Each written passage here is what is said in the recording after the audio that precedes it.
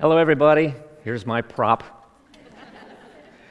It's a little bit of a crutch for me, and I'm going to kind of refer to that and use it for calming me down because you won't believe how nervous I am up here.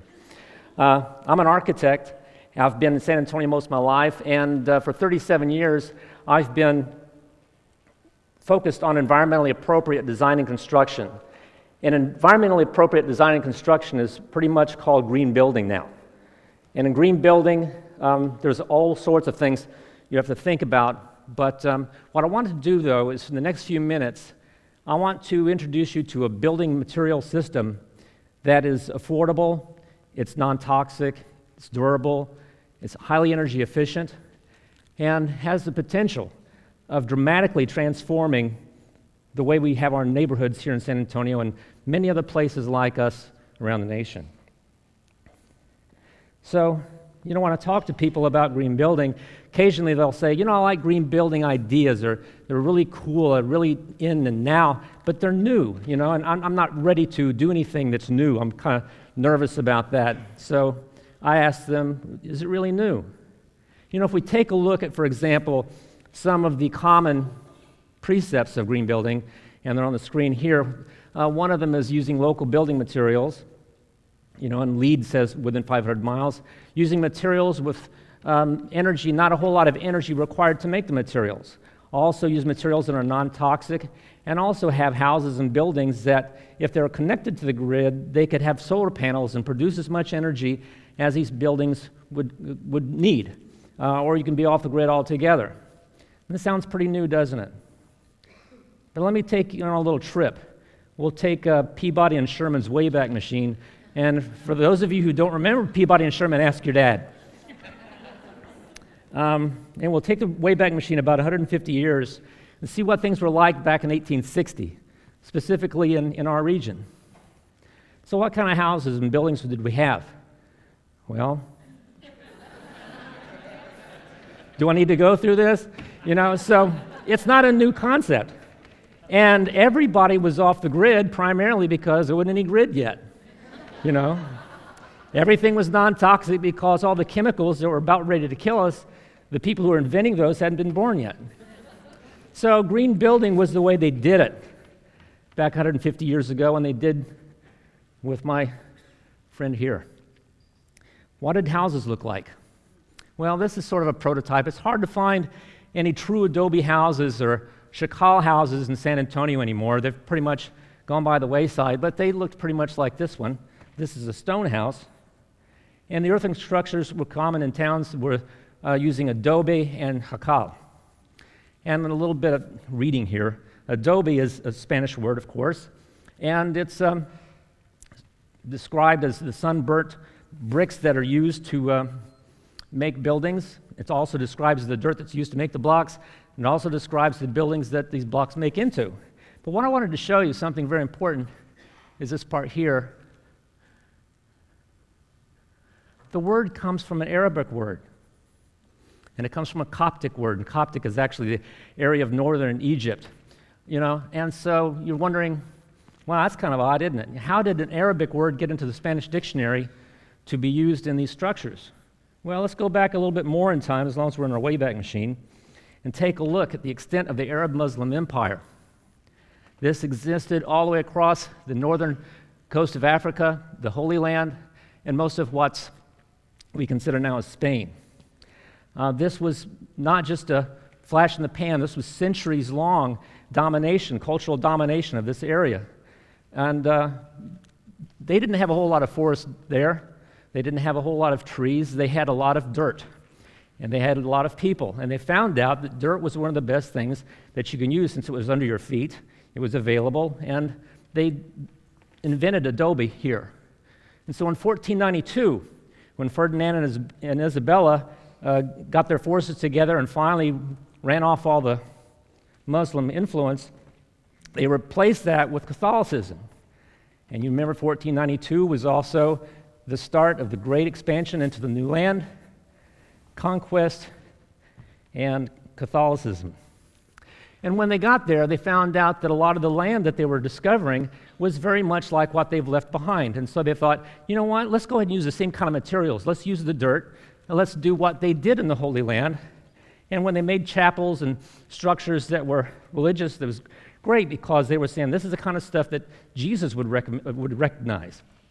And if it was good enough for Jesus, it's good enough for us. And which probably explains the buggy bumper sticker that was around at the time. Okay. So here's San Jose Mission. This was shot just this week, and it's in town. It's a beautiful thing, but this picture I took here, I wanted to kind of combine more than just the chapel structure. It was a complex. It was a fortress. You had the garrison. You had a mercantile sort of thing going on. You had the chapel, and you had friendly natives on the inside, and you had these walls to keep out the unfriendly natives. And so the successful conquest of Americas was based on missions like this until the point where everything stabilized and they ran out of unfriendly Indians. You know, they converted them, they became friendly, or they disappeared, or they kind of found a way to stay undercover. And Adobe structures and Shakal structures left the garrisons and became part of the neighborhoods. So, what about that word Shakal? Well, we don't have it in the English language except for one thing, the word shack. Shack comes from American Spanish for Shakal, and the term comes from the Nahuatl Aztec, and I believe it's pronounced Shakali. I could be wrong with that, but I think it's the only word in the English language that has an Aztec base. But when it came into the English use, when the English said, okay, we're going to use this word, look at the definition. It oozes with all sorts of derision and oh my God, you know, that's a shack, it's a shanty, it's a crummy little thing. This was not the case when the Spanish were using it, talking about their humble little houses that were easy to build, easy to fix, easy to repair, easy to maintain. But see what happened? There's a whole series of revolutions, the American Revolution, the French Revolution, the Mexican Revolution, the Texas Revolution, that by the time 1860 rolled around, Texas went from Tejas to Texas, became a state in the United States of America, and now the immigration into Texas was from the rest of the states. A lot of it with the German, Polish background. And whenever you move into an area, you want to be the new boss, you pretty much tell the people who are living there, oh, you're yesterday's newspapers. You guys are so 1820s. You know, we don't build like this anymore. We're going to build with timber. We're going to build with wood. And so that's about the same time when shack became a derogatory word. It remains that way to this day, with one exception. There's an NBA basketball player. You know. But back to this. We have up to 2010. What's it like now? Now that this stuff is gone, what have we got? We have this. This is a house that has a lot of sort of nods to, you know, something that's durable. It looks like it's plaster. It looks like it might be even earthen. There's even some stone here and over there. But the stone is this thick. It's not structural. As a matter of fact, it depends on the wood underneath it to keep it from falling off the building. But this is what we've got. It's a very thin veneer of plaster, a very thin veneer of wood, and underneath we've got this. This is what probably close to 100% of our homes are built of to this day, and it's been pretty much unchanged for the last 70 years. This is wood stick construction. A lot of people want to call it wood stud construction because it gives it sort of a manly, you know, sort of thing. Oh, these are studs.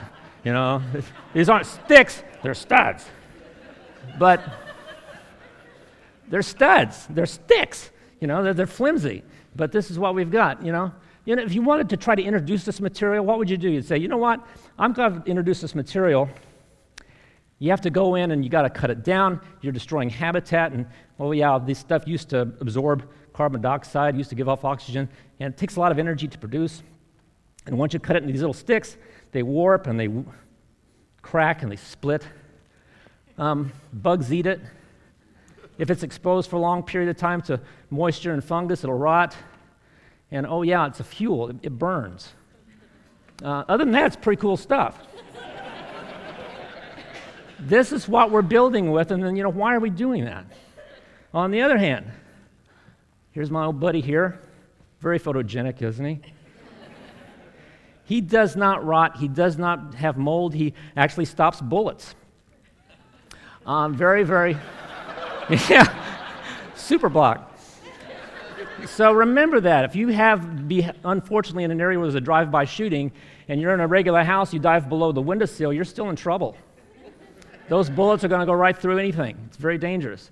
There's been ballistic tests on this, and it stopped bullets. Ask anybody who's been to Iraq and they've been trying to shoot at people who live in things like this. You can't get the bad guys very easily. So, nice thing about this, it doesn't burn. I was going to demonstrate that by having a big blowtorch, but people got kind of nervous. And when you put an open flame in a theater full of people, so I said, okay, forget it. But you could imagine, you do this at home. Take one of these, take it home, torch it, see what happens. Nothing. Okay, but don't do that with sticks. Be in big trouble. So, these things are made by these machines. The compressed block machine, you can put dirt on the top, it goes through a rotary press, and there's 200,000 pounds of pressure on these blocks, and it comes out these conveyor belts very much like a Pez dispenser. Every second or two, boom, boom, boom, you got a 35-pound block. And I like to turn that picture again. All of us who love this stuff thought that this stuff, if you're in an Adobe building, or Adobe house, or a house made out of these compressed earth blocks that's cool on the inside in the summertime, we always thought it was because they're very, very dense, and it takes a long time for the heat to come in. But John Moroney, a person who did some research on this in Del Rio, found out something very interesting about this block. Overnight, it absorbs moisture. Not so much that it gets real puddly or it doesn't melt or anything, but it just gets a little damp overnight because of the humidity in the air. The next day, the sun comes out, and it evaporates that. We are in a university setting, so I'm sure a lot of you memorized your physics lessons, and when there's evaporation, you're going from liquid to gas, and it takes heat to do that. And so it cools off the area inside the building. So we've got a phase change thing that's actually cooling off buildings and making this stuff work. Do we have phase change here? No. Wood is wood, sticks are sticks, concrete is concrete. We don't have this ability to do that. So, how do we reintroduce this? This is a photograph from a workshop. The workshops are held on a regular basis in San Antonio, thank goodness. And it's very simple. It's not rocket science. You stack up dirt. You do it straight. You do it true. And the classes even many times include how to do arches. Some classes, they teach you how to do domes. And what about these blocks? They're 35 pounds each, and we have a lot of problem with getting the size right. So we've got this little dirt guillotine here, human-powered, and it trims it to whatever size you need. Plaster is wonderful. This is a plaster artist. He even puts recycled glass in his aggregate, and he polishes it up so that the glass will be on a surface, and when the sun hits it, it just gleams. It's nothing like a gleaming building. And you have the option of putting vegetation on the top. Now, if you do this, you've got now earthen sides and an earthen roof. And you've got that transfer evaporative effect. You can do it so that you have plants that you've planned, the grasses and some wandering Jew. Or this guy over here, this is in San Antonio, by the way, who just let nature take its course. And we've got what some people call weeds up there. Of course, weeds, in my opinion, are plants whose positive attributes have not yet been fully appreciated. Now, here we've appreciated it because it keeps the city cooler. If we had a whole bunch of these, it produces oxygen. It absorbs carbon dioxide, keeps the place cooler, and it's pretty durable. And you can't say that of any other kind of roofing system. Here's something kind of fun. If you're using plaster, if you're using cob, you're using things, you can actually now start designing houses that don't have any 90-degree angles if you don't want it. You can have bookshelves, you can have little niches. You can have wonderful little benches and decorative things on the wall. You don't have to be small either. This is Northern New Mexico College, and all of the college buildings here are made out of Adobe. This building here, I think, is only about 15 years old. So it's not just ancient stuff. The upper right one, this is north of San Antonio. It's a shop. This is a chapel in the same complex. This is part of Northern New Mexico, too. Huge building. It's a dormitory. This is like 1906. This stuff works. Central Texas, compressed earth block. big house. 2 views of wonderful, warm. You get into houses like this and you have a different feel to it. There's something about it that just feels natural. It feels like you don't want to leave. And it's happening right here. Back to New Mexico. And then finally, for those people who still think that Adobe is shacks, look at this. It's like in the Dominion, compressed earth block.